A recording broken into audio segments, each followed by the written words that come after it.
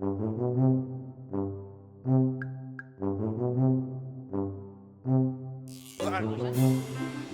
is elektrisch. En is er nog iets wat zo verder nog gekeerd zoals volle wiesmeid? Nou, ik hield er dit weekend en mij is memmoe en toen ben wij tot het volgende verhaal kwamen.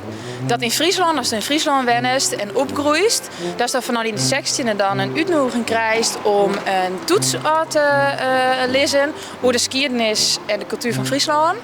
En dat als die helft is het prima en anders is gewoon elke keer opnieuw uitnodigen, want dan mag die toets gewoon helpen. Volgens mij is net in Friesland. Nou, mij is zo in Friesland helpen, maar het 10 keer wordt er wel even een gesprekje bij die jongen. Ja, het is gewoon de bedoeling dat is die helft. Dat hebben we hier niet. We hebben alleen schoolexamens, maar niet echt een mentaal of cultureel examen. Dat hebben we niet hier.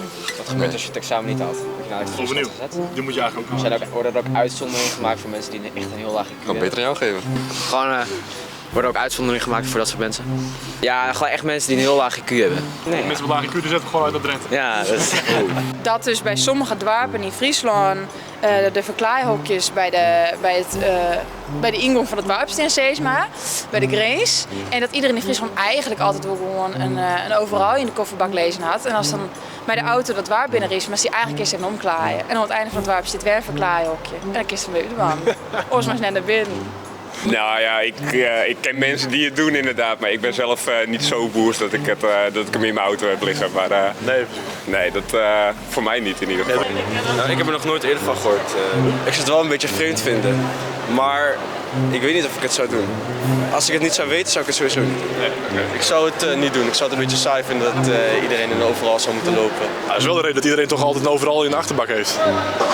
Ja, klopt. Maar ik vind het leuk als iedereen gewoon zijn eigen kledingstijl heeft en zelf Dat de Berenburg gewoon oerhard erin gaat. Ja, gewoon oerhard erin. Gewoon Berenburg sop of zo. Dus gewoon sop met drank.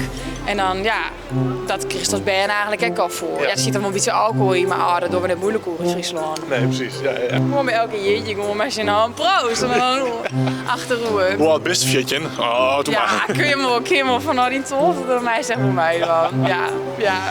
Ja, lekker zelf weten kwestie volgens mij, maar... Doe mij maar gewoon een sambucaatje, zou ik zeggen. En dan is nu een goed moment om te vertellen dat alles is vet onzin. Ik dacht het al. Echt? Ja.